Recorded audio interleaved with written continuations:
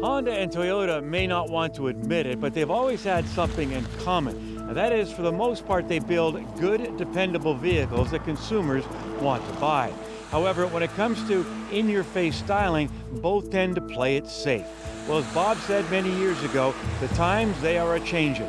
And now we have the LC500 and Type R as examples that both companies are, well, they're a-changin'.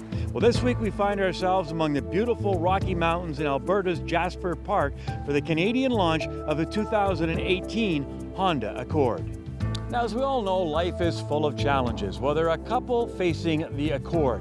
One, it's a member of the family sedan segment. In fact, it leads in sales. However, thanks to CUVs and SUVs, this segment is shrinking. And secondly, while successful, the Honda Accord has been a rather conservative vehicle with a capital C. So the question is, can they add a little excitement to this vehicle, maybe get a bit of that Type R DNA into it? Let's find out. The car has definitely gotten a lot more elegance, just by looking at it visually. Inside, we've increased a lot of feature content. We do have standard Apple CarPlay, Android Auto, as well as available, heated steering wheel, heated rear seats. A lot of nice creature comforts that Canadian consumers tend to appreciate. I think one of the challenges today is, as I think we all know, consumer tastes are switching towards more the SUV.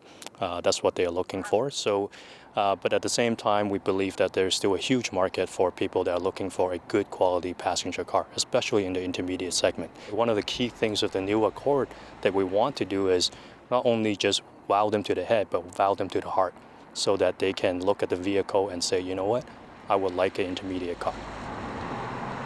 It's a middle-class car with higher class aspirations, for sure.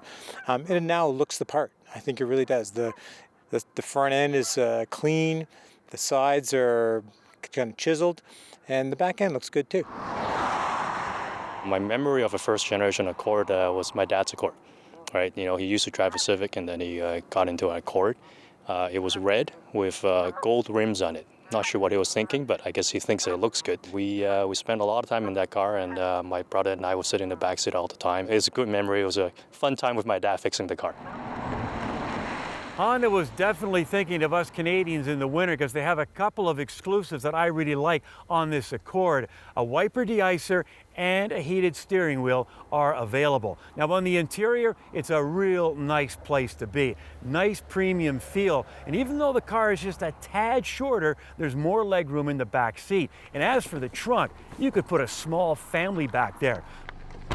And I'm happy to report that the touchscreen finicky audio system is now toast. We have now not one, but two buttons. Unfortunately, at least for me, we still have the push button gear selector, at least on the 2-liter. I don't find it very intuitive, but if you like the gear shift, you can get the automatic gear shift on the 1.5.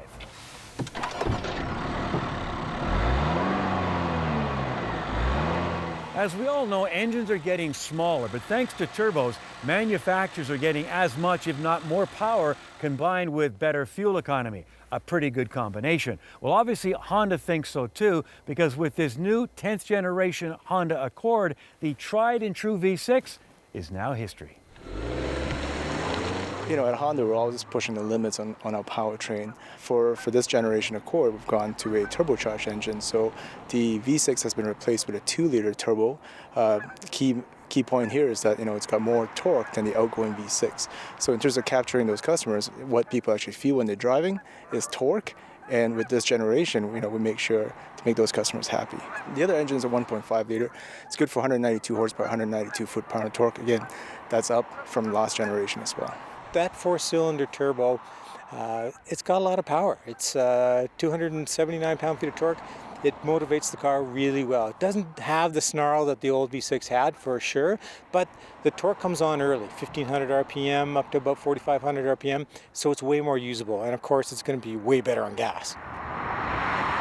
As we all know, the manual stick shift is quickly disappearing. But even if you like a manual, in today's reality with so much traffic congestion, we all know it's not a lot of fun sitting in stop-and-go traffic. That left leg is pretty sore by the time you get home, if you know what I mean. But despite this trend, with this new Accord, Honda is declaring, long live the manual.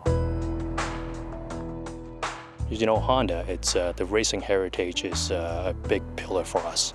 And with the sticking with the 6-speed manual transmission, we are basically, pointing towards our heritage. You know, we're not going to abandon the manual transmission. We still feel that there are people out there that appreciate shifting their own gears, including myself. Our number one goal is to retain our Honda customers, but the opportunity is attracting more of the people that are shopping in the intermediate car segment to consider Accord.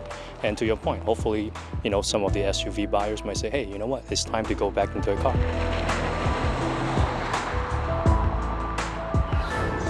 Bottom line on the 2018 Honda Accord, the company did what it had to do. It had to add some excitement into this vehicle, a little more in-your-face styling. Now, we've had mixed reviews from the locals here in Jasper, but I think Honda has nailed it. Also, no V6. That may disappoint some people. Maybe Honda also believes it could be a little bit of a gamble. But the 2-liter is more than adequate. So is the 1.5, although I would definitely go with the manual transmission. Now, Honda says there's around 120,000 vehicles in this segment in Canada. They figure if they can sell about 15,000, they'll make some money and they'll stay number one. Time will tell.